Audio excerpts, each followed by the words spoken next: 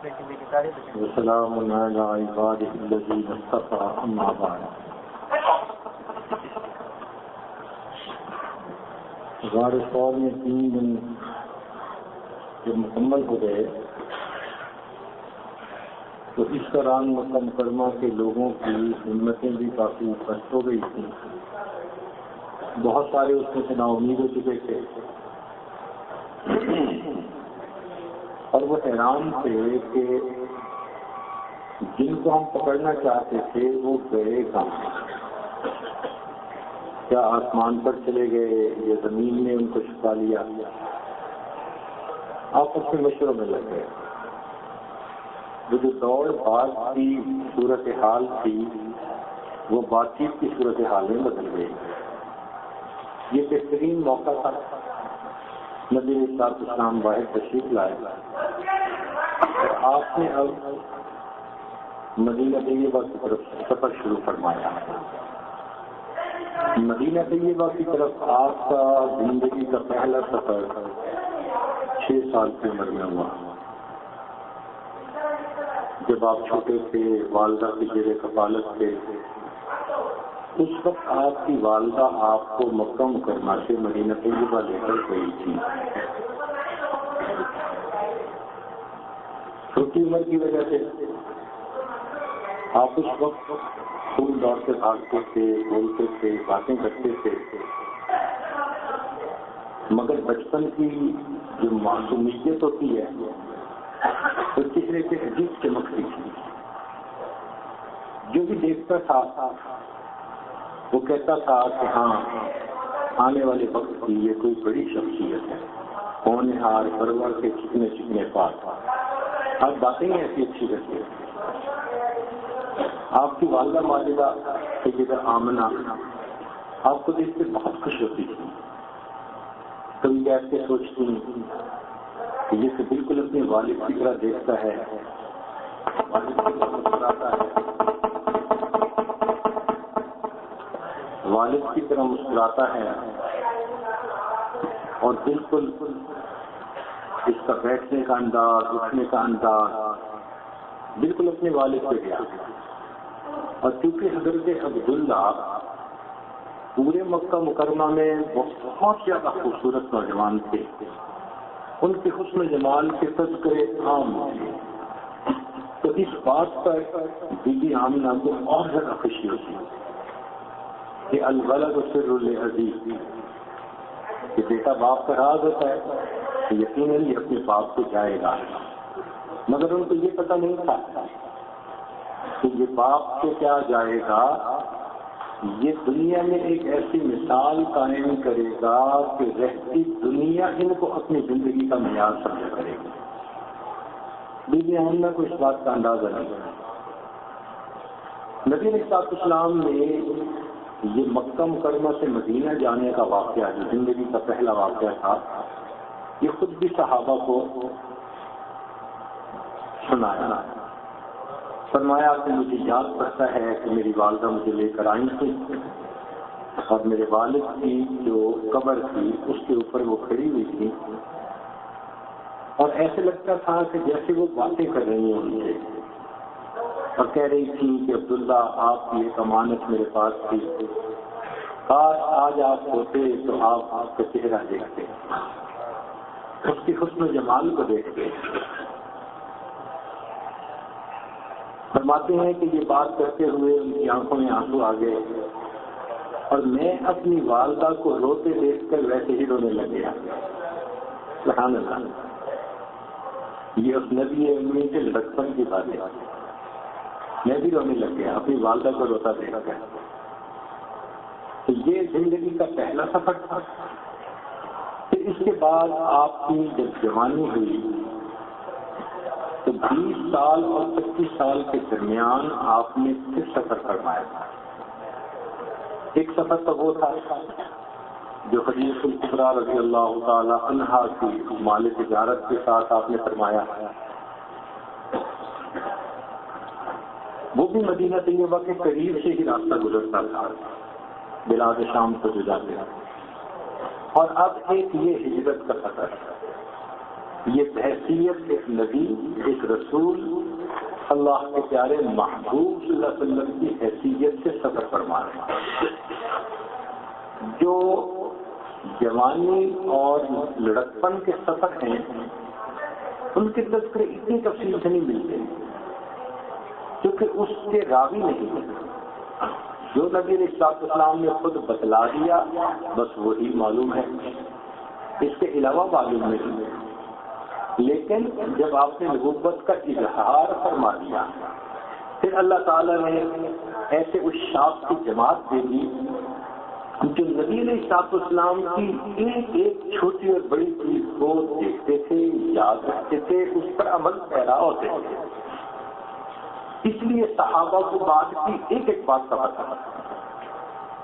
چنانچہ ہجرت کے سفر میں تو صدیق غلام علی شاہ تھے.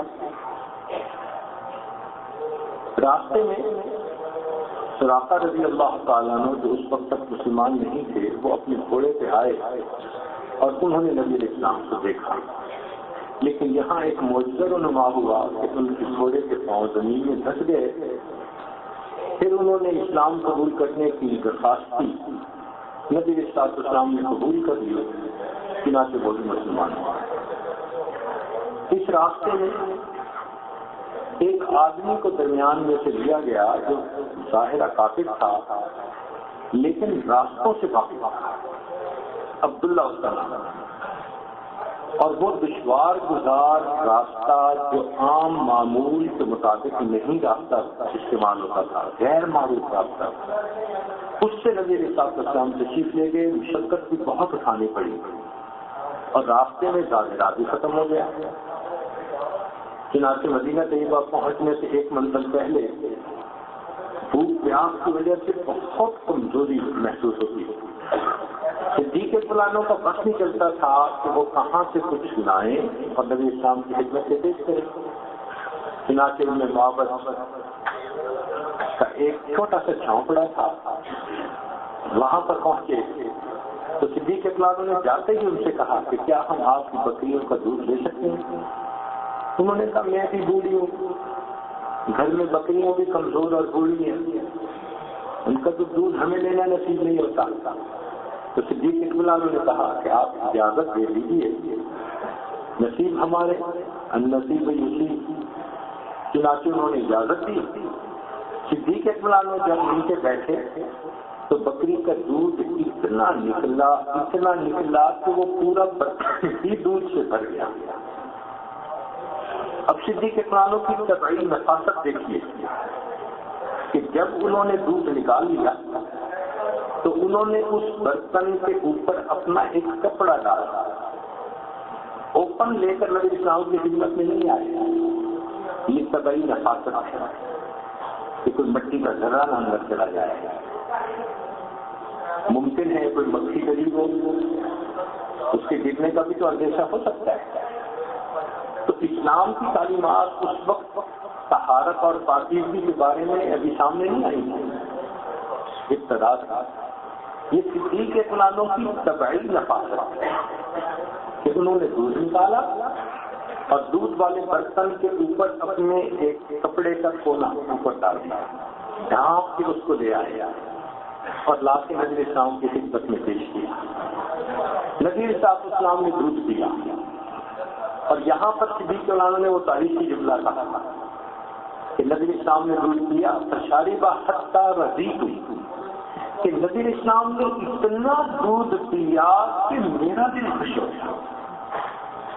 یہ عشق و محبت کا کیا عجیب نمونہ ہے.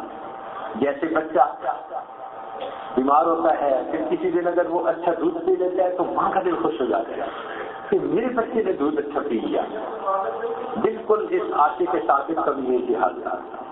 ورنہ عام طور پر تو لوگ کہتے ہیں نا کہ میں نے اتنا دودھ پیا کہ میرا دل خوش ہو گیا، مگر نہیں، محبت کچھ اور چیز ہوتی ہے. صدیق اطمینان نے کہا کہ نبی اسلام نے اتنا دودھ پیا حتی رضیت تو میرا دل تو خوش ہو گیا دیکھ کے. پھر صدیق اطمینان نے دودھ پیا. خیر وہاں سے آگے تشریف لائے. اب مدینہ طیبہ کے لوگوں کو اطلاع مل چکی تھی کہ نبی علیہ السلام تشریف لا. کیونکہ انہوں نے بیت عقبہ ثانی کے بعد نبی اسلام کی خدمت میں دعوت پیش کی تھی. تو نبی علیہ السلام نے دعوت قبول فرمائی تھی. اب اطلاعیں وہاں بھی پہنچ گئی تھی کہ آنے والے ہیں. تو مدینہ طیبہ کے لوگ روز شہر سے باہر آتے اور انتظار میں رہتے کہ مہمان کب تشریف لائیں گے، مگر 1-2 دن سے مہمان آ نہیں رہے. چنانچہ ایک دن ایسا آیا کہ 2 شخص دور سے چلتے ہوئے نظر آئے.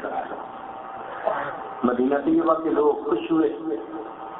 جب وہ قریب آئے تو حیرت اس بات پر تھی کہ دونوں میں اتنی مشابہت تھی، گفتار میں، رفتار میں، چال میں، ڈھال میں، اٹھنے بیٹھنے میں، ڈیٹو کاپی، کہ ان کے لیے یہ فیصلہ کرنا مشکل ہو گیا کہ اس میں اللہ کے نبی صلی اللہ علیہ وسلم سبحان اللہ. یہ نقل کا کمال ہوتا ہے کہ وہ اصل کے اتنا قریب ہو جائے کہ نقل اور اصل میں فرق کرنا دشوار ہے. صدیق اکرام کی کمال اتباع، مشابہت کا اندازہ اس سے لگائی ہے. آخر جو استقبال کرنے والے تھے انہوں نے دھوپ میں تو نہیں بال سفید کیے تھے، وہ بڑے لوگ تھے، سمجھدار تھے، دانا بینا تھے، مگر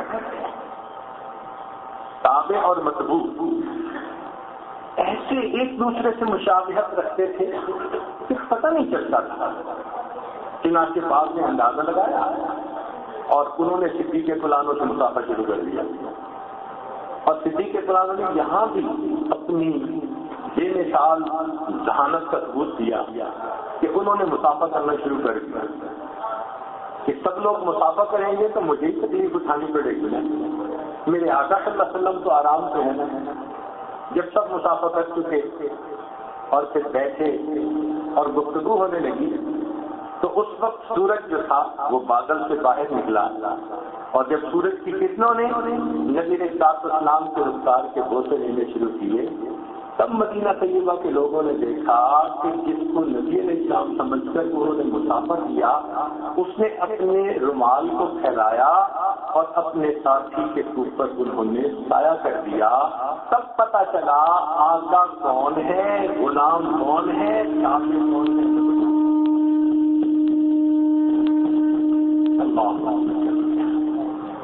نبی علیہ السلام 12 ربیع الاول پیر کے دن قباء پہنچے.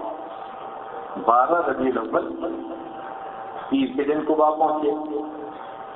اور یہ بھی عجیب بات ہے کہ مورخین نے لکھا کہ حمل 20 سوار کے دن، پیدائش 20 سوار کے دن، ہجرت کا سفر شروع 20 سوار کے دن، اور جب مدینہ طیبہ پہنچے تو وہ 20 سوار کا دن. پھر فتح مکہ میں جب مکہ مکرمہ واپس تشریف لائے وہ بھی سوار کا، اور جس دن حجر اسود کو بیت اللہ میں نصب فرمایا وہ بھی سوار کا. یہ تمام واقعات مورخین کے نزدیک سواری کے دن میں پیش آئے. اللہ کی شان دیکھیے. نبی علیہ السلام جب تشریف لائے تو حضرت کلثوم رضی اللہ عنہ صحابی تھے، ان کے ہاں آپ کا قیام رہا، لیکن ملنے والے صحابہ بہت زیادہ تھے. تو نبی علیہ السلام نے سعد رضی اللہ تعالیٰ میں صحابی تھے، ان کے گھر میں مجلس کا آپ نے ارادہ فرمایا، قیام فرمایا. اب دیکھیے جس گھر میں رہائش تھی اگر اسی میں مجلس ہوتی تو آنے والے مردوں کی وجہ سے گھر کی مستورات کو مشکل ہوتی، بوجھ ہوتا، تنگی ہوتی. یہ دیکھیے نبی علیہ السلام کی کیا حکمت. رہائش ایک جگہ رکھی اور مجلس کی جگہ دوسری. وہاں تشریف لے جاتے، وہ گھر ذرا بڑا تھا، صحابہ وہاں ملنے کے لیے آتے اور مل کے وہیں سے چلے جاتے. تو صاحب خانہ کے لیے آپ کا قیام کوئی بوجھ نہیں. جب آپ تشریف لائے تو تھوڑے ہی دنوں میں حضرت علی رضی اللہ تعالیٰ عنہ وہ بھی پیچھے سے آ گئے. یہاں پر نبی علیہ السلام نے ایک مسجد کی بنیاد رکھی جس کا تذکرہ اللہ رب العزت نے اپنی قرآن مجید میں فرمایا، لمسجد اسست علی التقوی، یہ تقوی سے قائم کی گئی مسجد. اس کی تاریخ ہے اللہ رب العزت نے کی. یہ اسلام کی سب سے پہلی مسجد جس کو آج مسجد قباء کہتے ہیں. مسجد قباء تاریخ اسلام میں سب سے پہلی مسجد نبی علیہ السلام نے یہ قائم فرمائی. صحابہ رضی اللہ تعالیٰ عنہ پتھر اٹھا کر لانے لگے، لیکن جب بنیاد رکھی تو نبی علیہ السلام نے پہلا پتھر خود رکھا، دوسرا صدیق اکبر عنہ نے رکھا، تیسرا عمر عنہ نے رکھا، اور پھر عثمان غنی اور پھر حضرت علی. جو ترتیب خلافت تھی مسجد کی بنیاد میں پتھر بھی اسی انداز کا گیا. نبی علیہ السلام نے بہت خوشی کا اظہار فرمایا اللہ کا گھر بن رہا ہے.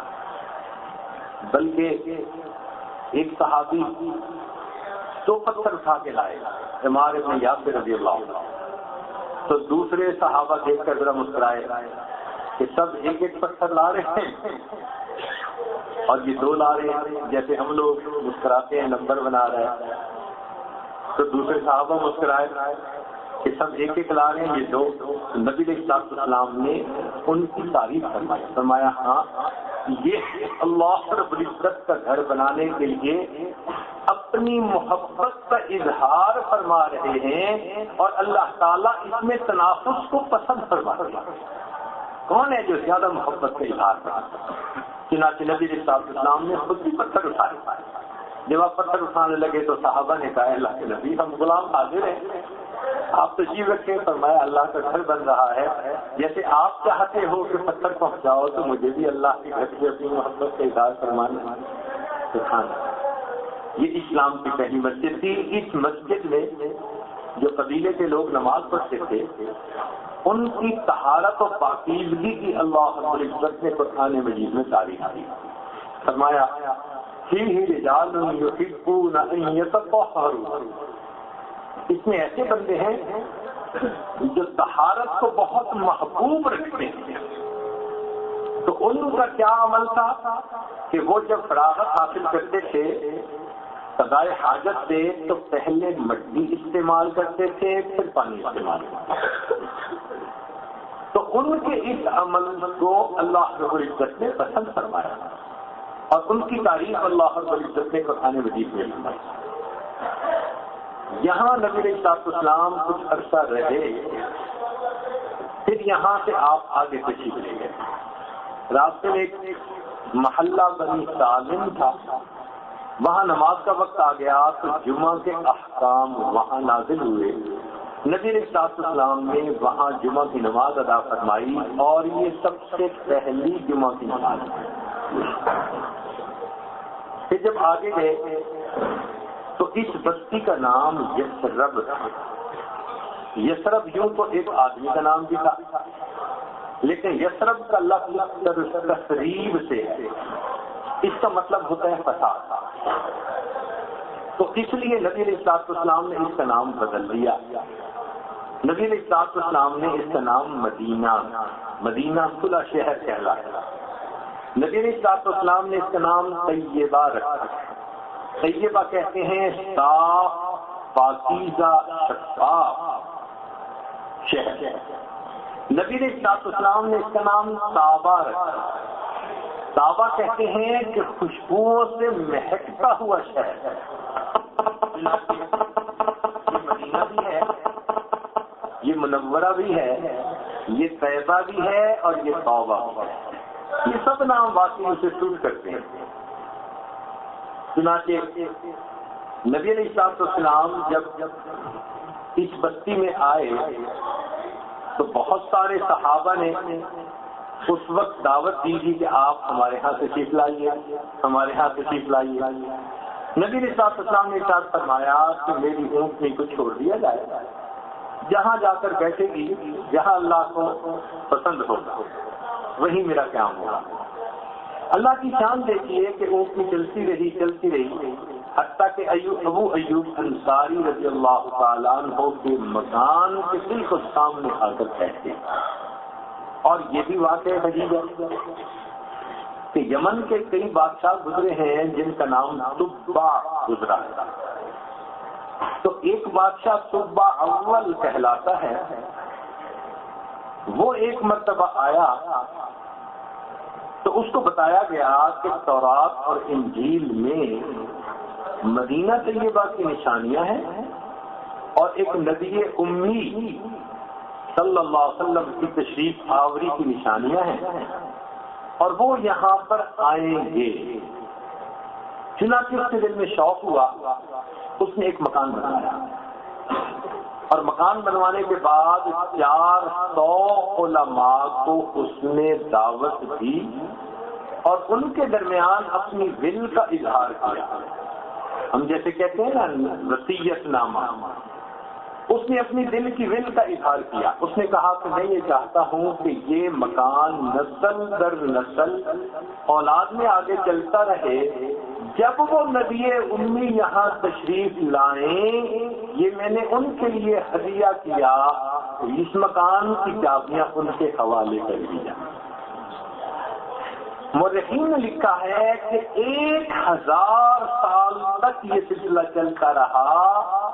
جب نبی علیہ السلام ابو ایوب انصاری عنہ کے گھر میں ٹھہرے، یہ وہی مکان تھا۔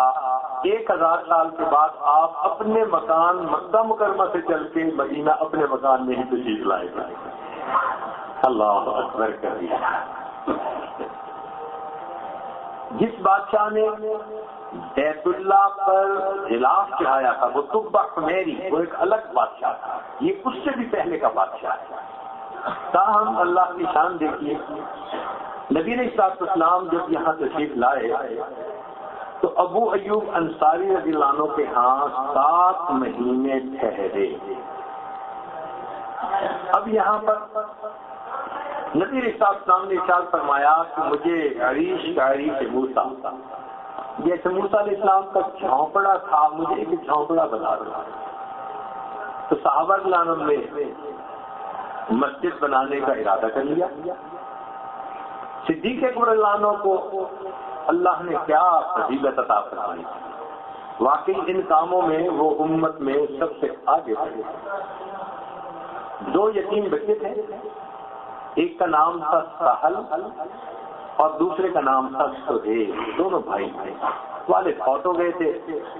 یہ جگہ ان کی تھی، لیکن یہ دونوں اسعد بن زرارہ یہ سردار تھے قبیلے کے، ان کی کفالت میں تھے، وہ ان کے گارڈین تھے۔ چنانچہ صدیق اکبر انہوں نے اسد بن زرارہ سے بات کی، انہوں نے بچوں سے بھی پوچھ لیا اور 10 دینار کے بدلے اس جگہ کو صدیق اکبر انہوں نے خرید کر نبی علیہ السلام کی خدمت میں ہدیہ پیش کر دیا۔ نبی علیہ السلام نے اس پر اللہ کا گھر مسجد نبوی بنائی۔ لہذا مسجد نبوی سے جتنا دین پھیلا یا قیامت تک پھیلے گا اس سب کا اجر ابوبکر صدیق کے نام اعمال میں لکھا جائے گا۔ نبی علیہ السلام نے فرمایا لو اقتضى ایمان ابی بکر مع ایمان امتی لوجحا، میری ساری امت کے ایمان کو اگر ابو بکر کے ایمان کے ساتھ تولا جائے تو ابو بکر کا ایمان بڑھ جائے گا۔ اللہ رب العزت نے ان کو کیا یہ نعمت عطا فرمائی۔ یہاں پر جھاڑیاں دکھیں تو جھاڑی بھی کون سی چیکر کا درخت تھا، اس کو غرقد کہتے ہیں۔ تو بہرحال ان کو صاف کر کے، جیسے جو بے آباد کی جگہ ہوتی ہے تو جھاڑیاں اگاتی ہیں، ان کو صاف کر دیا گیا اور پھر یہاں پر مسجد بنانے کا کام شروع کیا گیا۔ چھوٹی سی مسجد تھی، یوں سمجھ لیجئے کہ جتنا ریاض الجنہ ہے شروع کی مسجد بس اتنی چھوٹی سی ہی تھی۔ ہاں ایریا بڑا تھا، مگر جو کورڈ ایریا ہے وہ تھوڑا تھا، باقی یارڈ تھا، یعنی صحن تھا مسجد کا۔ چنانچہ اس میں لکڑی کے ستون نیچے دے دیے گئے اور اوپر کھجور کے جو پتے تھے وہ ڈال دیے گئے۔ اب وہ پتے ایسے لٹکے ہوئے تھے کہ صحابہ کرام کہتے ہیں کہ ہم اٹھ کے جب چلتے تھے تو ہمارے ماتھوں کے ساتھ وہ لٹکے تھے، اور کبھی بارش آ جاتی تھی تو اس میں سے پانی ٹپکتا تھا، نیچے کیچڑ ہو جاتا تھا، تو نیچے پھر پتھر کی چھوٹی چھوٹی کنکریاں لا کر ڈال دی گئی تھی کہ پانی بھی ہو جائے تو کیچڑ سے کم از کم بچے رہے۔ یہاں اس وقت بیت المقدس کی طرف رخ کر کے نماز پڑھی جاتی تھی، مسجد ایسے ہی بنائی گئی تھی۔ 5 مہینے کے بعد پھر اللہ رب العزت کی طرف سے تبدیلی قبلہ کا حکم آ گیا، چنانچہ اس کا رخ اس طرح بدل دیا گیا کہ جس طرح آج مسجد نبوی کے اندر نماز پڑھی جاتی ہے۔ آپ یوں سمجھیں کہ پہلے رخ اگر ادھر تھا تو اب اس کا رخ بالکل دوسری طرف بن گیا۔ پھر اس میں مزید توسیع ہوئی تو عثمان غنی رضی اللہ تعالیٰ عنہ نے خود زمین خرید کر اس کے ساتھ شامل کی۔ عثمان غنی نام وہ صحابی ہیں کہ جنہوں نے مسجد نبوی کی جب توسیع کی تو اس میں لوہے کا استعمال ہوا، اس سے پہلے لوہے کا استعمال نہیں تھا۔ عثمان غنی ناموں کے ہاتھوں اللہ رب العزت نے یہ کام کروایا۔ جب نبی علیہ السلام یہاں پہنچ گئے، مناسب وقت بھی گزر چکا تھا، تو پیچھے زید بن حارثہ جو نبی علیہ السلام کے غلام منہ بولے بیٹے تھے، وہ نبی علیہ السلام کے اہل خانہ کو لے کر وہاں سے مدینہ طیبہ آئے۔ سودا رضی اللہ تعالیٰ عنہ نبی علیہ السلام کی اہلیہ صاحبہ تھی۔ پھر آپ کی بیٹیوں میں سے جو بڑی بیٹی تھی زینب، وہ اپنے خاوند کی وجہ سے، کیونکہ ان کے خاوند ابو العاص تھے، ان کے کزن فرسٹ کزن تھے، وہ وہیں رہ گئی خاوند کے پاس ہی۔ اور آپ صلی اللہ علیہ وسلم کی بیٹی رقیہ جو تھی، انہوں نے عثمان غنی لانوں کے ساتھ ہجرت کی۔ بقیہ جتنے اہل خانہ تھے وہ زید بن حارثہ رضی اللہ تعالیٰ عنہ کے ساتھ مدینہ طیبہ پہنچ گئے۔ اسی دوران ابوبکر صدیق لانوں کے اہل خانہ نے بھی ہجرت کر لی۔ اللہ کی شان کہ جب صدیق اکبر لانوں کی اہل خانہ قباء پہنچے تو ان کی بڑی بیٹی اسماء جو زبیر رضی اللہ تعالی عنہ کی اہلیہ تھی، شادی ہو چکی تھی اس کی، ان کے ہاں بیٹے کی ولادت ہوئی۔ تو سب سے پہلے عبداللہ ابن زبیر رضی اللہ تعالیٰ عنہ مہاجرین کا پہلا بچہ تھا جس کی مدینہ میں ولادت ہوئی۔ اسی طرح جب حبشہ ہجرت کی تھی تو وہاں بھی عبداللہ ابن جعفر بن ابی طالب، یہ مہاجرین حبشہ کا پہلا بچہ تھا جس کی وہاں ولادت ہوئی۔ جب یہاں ہجرت ہوئی تو انصار کا پہلا بچہ، بعض نے کہا نعمان بن بشیر اور بعض نے کہا کہ نہیں مسلمہ بن مخلد۔ نبی علیہ السلام جب ٹھہرے وہاں تو آپ کی رہائش تو ابو ایوب انصاری کے گھر پہ تھی، اور یہ اوپر نیچے 2 منزلہ بلڈنگ تھی۔ بادشاہ نے بنوائی تھی تو بادشاہ نے کوئی جھونپڑی تھوڑا بنوائی ہوگی، اچھی بلڈنگ بنائی تھی۔ عام لوگ 1 منزل کا گھر بناتے تھے تو بادشاہ نے 2 منزلہ گھر بنا دیا تھا۔ تو ابو ایوب انصاری رضی اللہ تعالیٰ عنہ نیچے کی منزل سے اور نبی علیہ السلام اوپر کی منزل پر رہنے لگے۔ مگر آپ کا کھانا وہ سعد بن عبادہ رضی اللہ تعالیٰ عنہ اور اسعد بن زرارہ، یہ امیر تھے اس علاقے کے، یعنی یوں سمجھ لیجیے کہ قبیلے کے سردار، ان کے گھروں سے پکے آتا تھا۔ تاہم جب مدینہ طیبہ پہنچے تو سب سے پہلا کھانا نبی علیہ السلام نے دکھایا وہ زید بن ثابت رضی اللہ تعالی عنہ کی والدہ نے پکا کر دیا تھا۔ تو نبی علیہ السلام نے وہ کھانا کھایا۔ دیکھیے صحابہ کی عشق کی باتیں کہ ایک ایک چیز کو انہوں نے تاریخ میں قلم بند کر دیا۔ جب یہاں نمازوں کا سلسلہ شروع ہو گیا تو اب ایک مجلس کی جگہ بھی تھی، تو صحابہ نے ایک جگہ پر تھوڑی سی مٹی ڈال کے اس کو اونچا کر دیا، اس کو چبوترا کہتے ہیں، عربی میں اس کو صفا کہتے ہیں، وہ صفحہ سا بنا دیا، اس کے اوپر سب مل کر بیٹھتے تھے، اور یہاں پر دین اسلام کا سب سے پہلا اقامتی مدرسہ اس کی بنیاد پڑی۔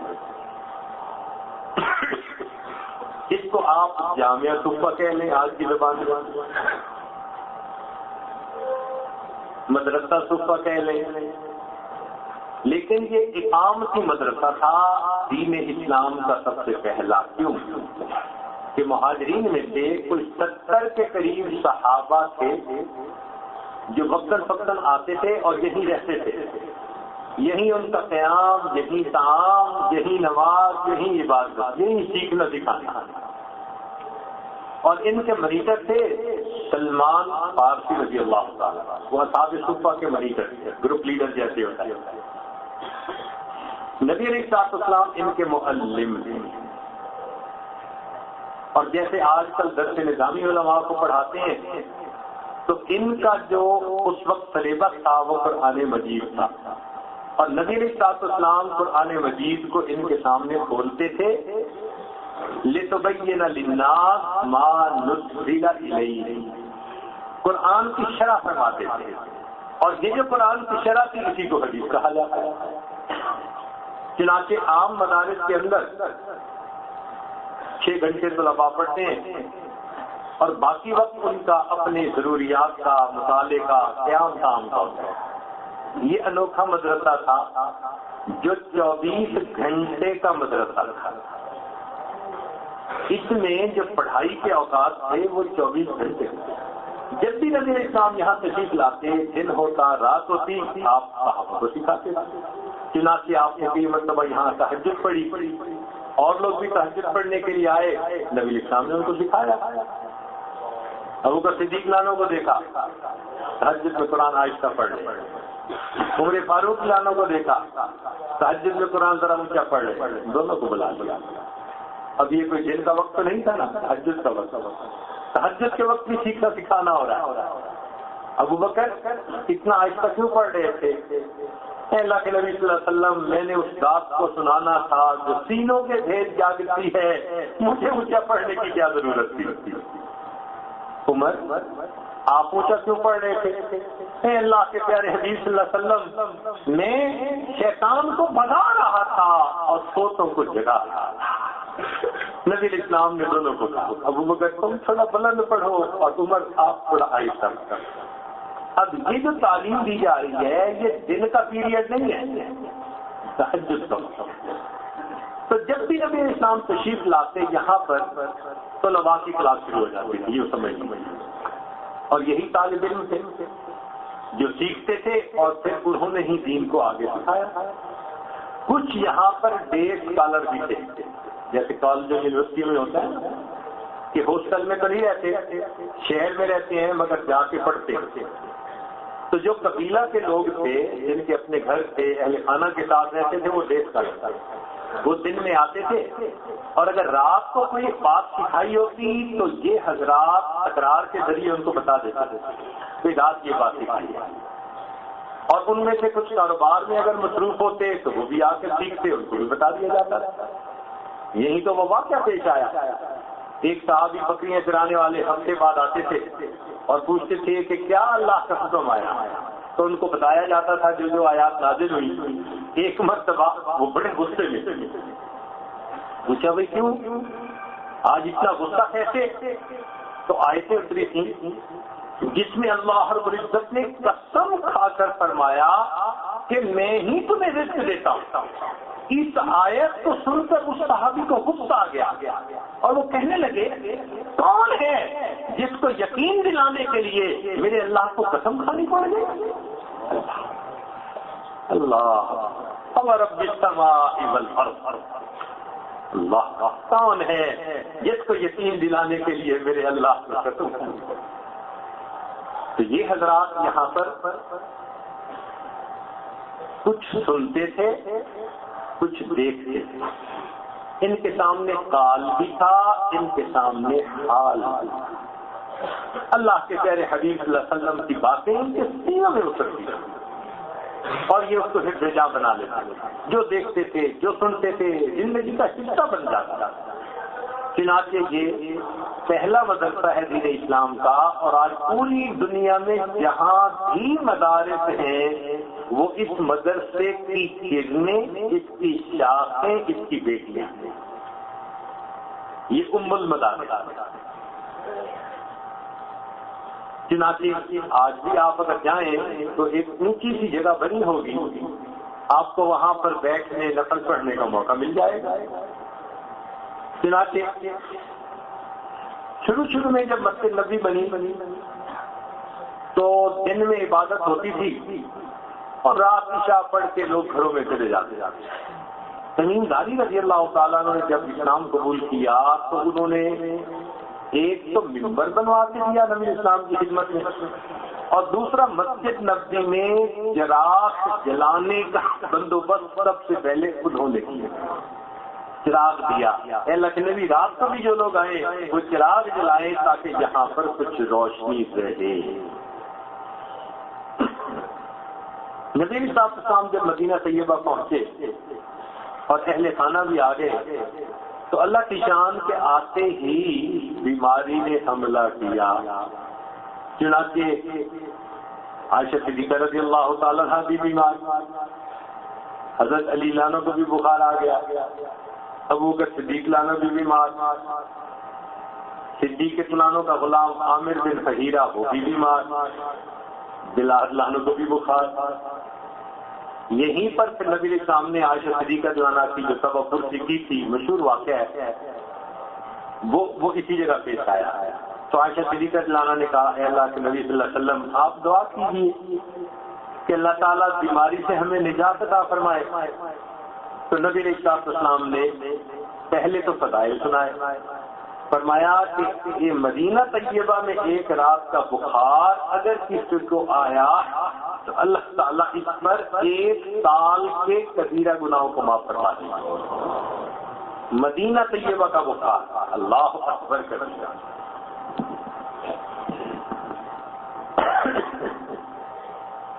اور پھر اس کے بعد نبی علیہ السلام نے دعا مانگی، اے اللہ مکہ مکرمہ آپ کے خلیل نے بتایا، آپ نے اس میں برکتیں رکھی، اور مدینہ طیبہ آپ کے خطیب نے بتایا، اے اللہ جتنی برکتیں آپ نے مکہ میں رکھی مدینہ طیبہ میں دگنی برکتیں عطا فرما دی. نبی علیہ السلام کی دعائیں اللہ رب العزت نے قبول فرمائی. چنانچہ نبی علیہ السلام نے فرمایا کہ اللہ نے میرے مدینے کو برکت سے بھر دیا، اور فرمایا کہ میرا مدینہ فتنوں سے محفوظ، لہذا جس طرح مکہ مکرمہ میں دجال داخل نہیں ہو سکے گا اسی طرح وہ مدینہ طیبہ میں بھی داخل نہیں ہو سکے گا. اور فرمایا کہ اللہ تعالیٰ میرے شہر کو اتنا اچھا بنا دیں گے کہ ان قریب وقت آئے گا لوگ آسودگی حاصل کرنے کے لیے مدینہ طیبہ آیا کریں گے. اور واقعی آج ایسی ہی بات ہے کہ جو لوگ جاتے ہیں اللہ رب العزت نے وہاں کیا کیا نعمتیں رکھ رہی ہیں، سبحان اللہ، دین کی نعمتیں بھی اور دنیا کی نعمتیں بھی. چنانچہ نبی علیہ السلام نے یہ بھی فرمایا ہو سکے تو مدینے میں آ کے مر جا، ہو سکے تو مدینے میں آ کے مر جا. اللہ. چنانچہ ہر مومن کے دل میں یہ تمنا رہنی چاہیے، جہاں اللہ نے لکھا موت تو وہی آنی ہے، مگر تمنا تو ہونی چاہیے. کسی کو کسی شاعر نے یوں کہا، رب کعبہ سے کرینے کی دعا مانگی ہے، ہم نے مرنے کی مدینے میں دعا مانگی ہے، زندگی مانگی کسی نے تو کسی نے جنت، ہم فقیروں نے مدینے کی فضا مانگی ہے.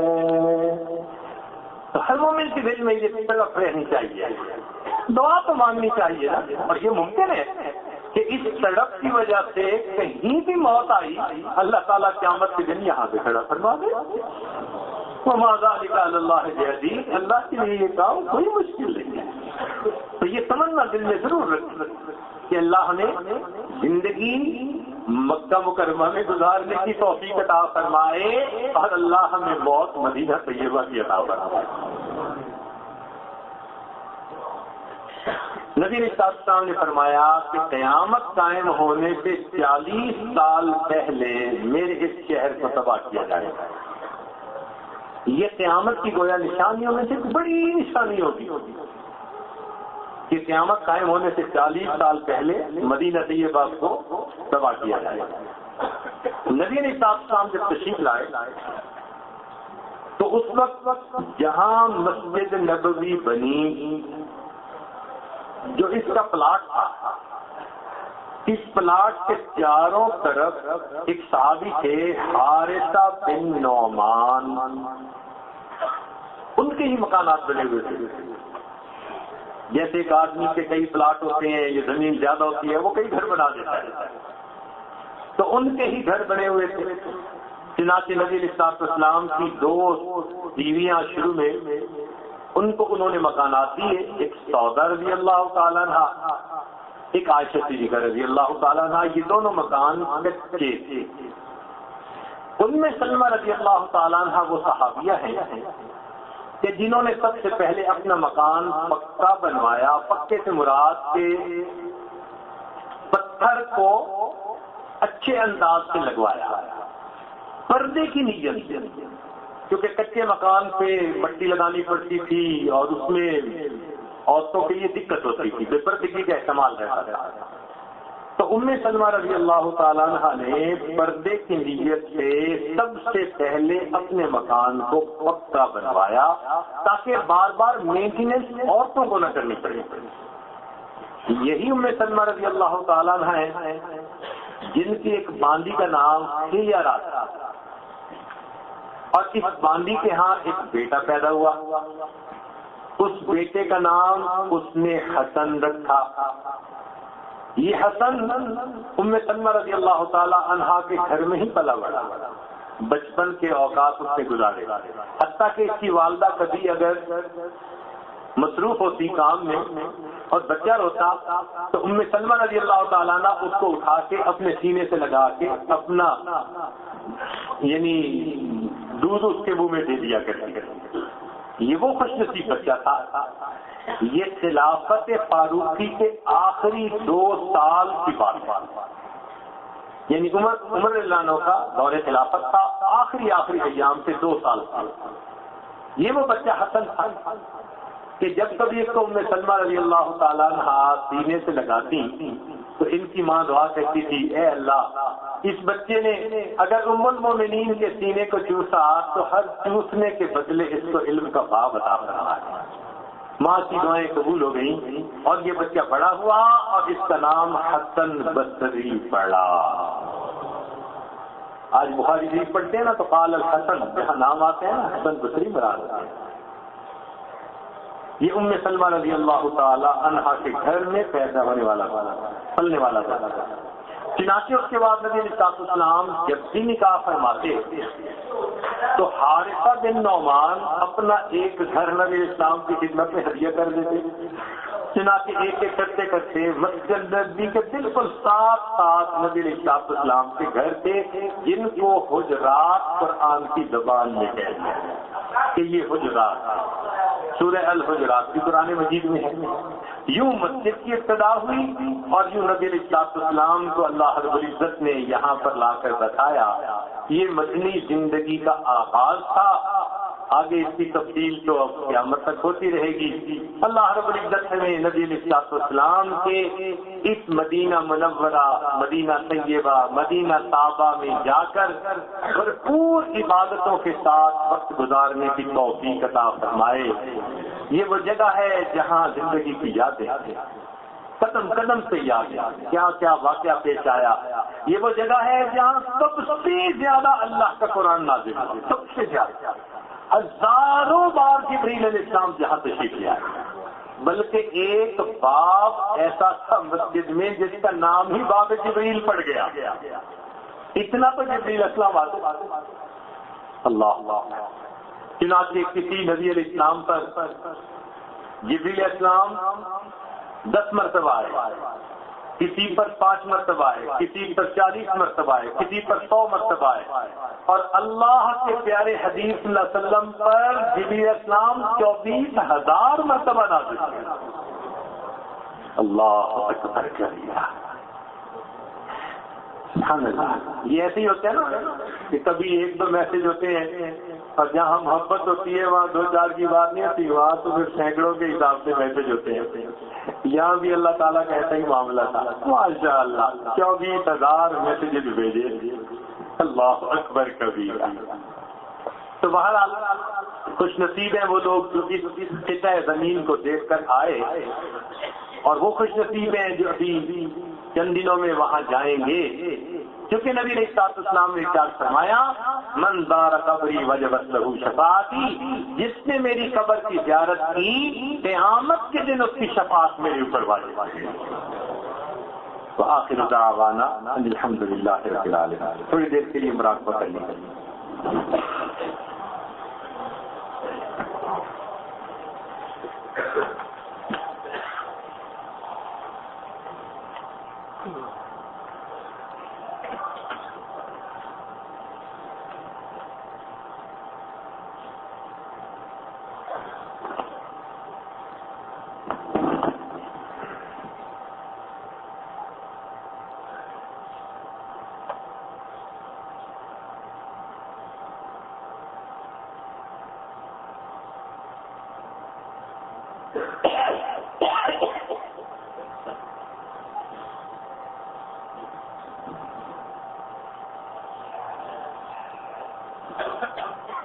یاد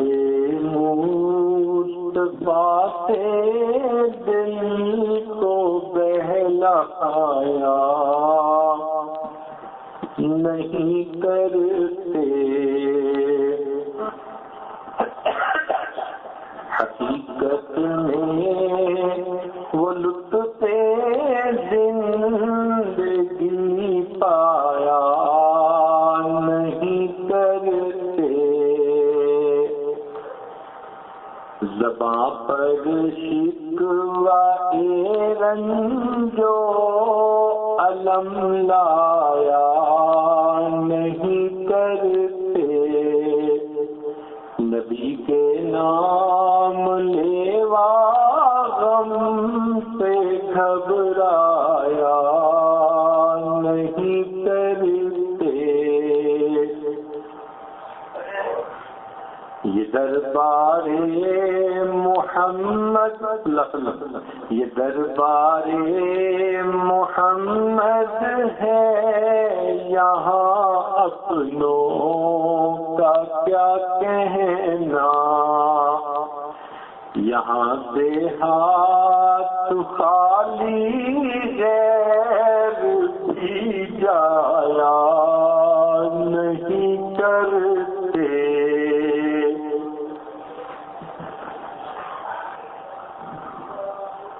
یہ دربار محمد ہے، یہاں ملتا ہے بن مانگے، ارے ناداں یہاں دامن کو پھیلایا نہیں کرتے،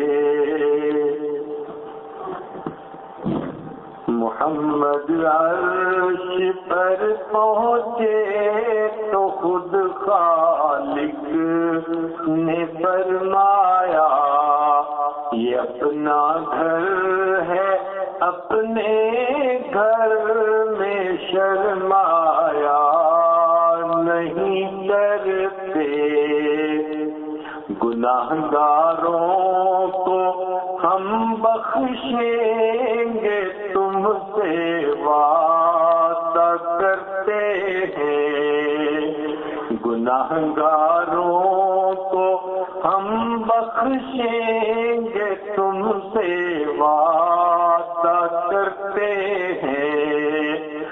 محمد ہم کبھی جھوٹی قسم کھایا نہیں کرتے، گنہگاروں کو ہم بخشیں گے تم سے وعدہ کرتے ہیں، محمد ہم کبھی جھوٹی قسم کھایا نہیں کرتے، جو یاد مصطفیٰ سے دل کو بہلایا نہیں کرتے، حقیقت میں وہ لطف زندگی پایا نہیں کرتے۔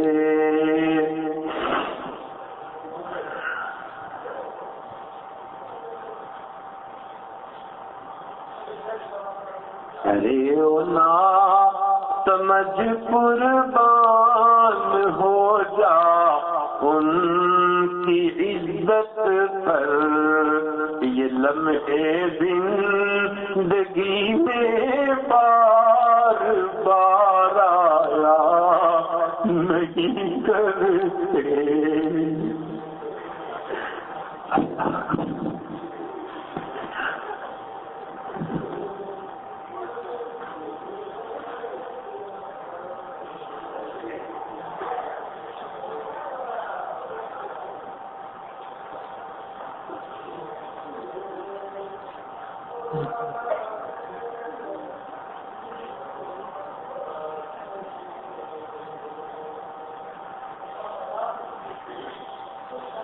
لا إله إلا الله محمد رسول الله سبحان ربي العظيم اللهم صل على سيدنا محمد وعلى آل سيدنا محمد وبارك۔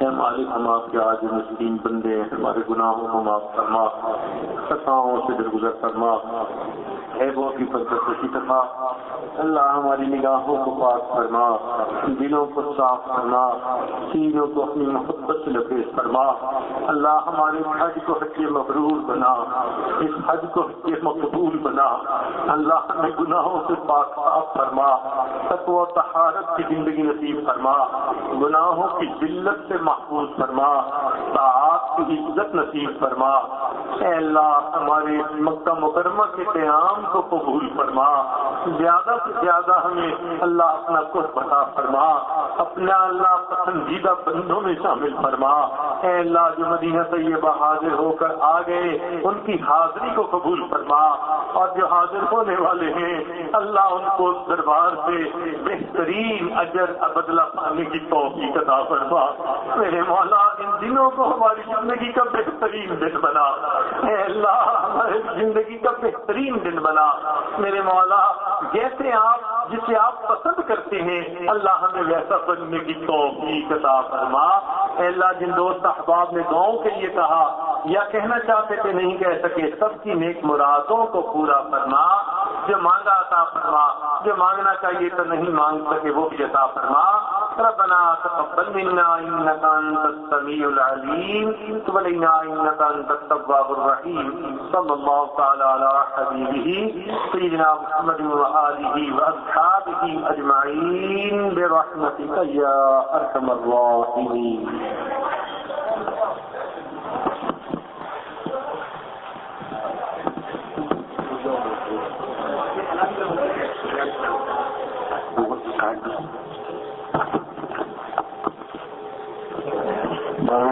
اعلان سماعت فرمائیں، حضرت کا بیان بال و نشاد فرمائیں، حضرت کا بیان بال و نشاد فرمائیں، حضرت کا بیان بال و نشاد فرمائیں، حضرت کا بیان بال و نشاد فرمائیں، حضرت کا بیان بال و نشاد فرمائیں، حضرت کا بیان بال و نشاد فرمائیں۔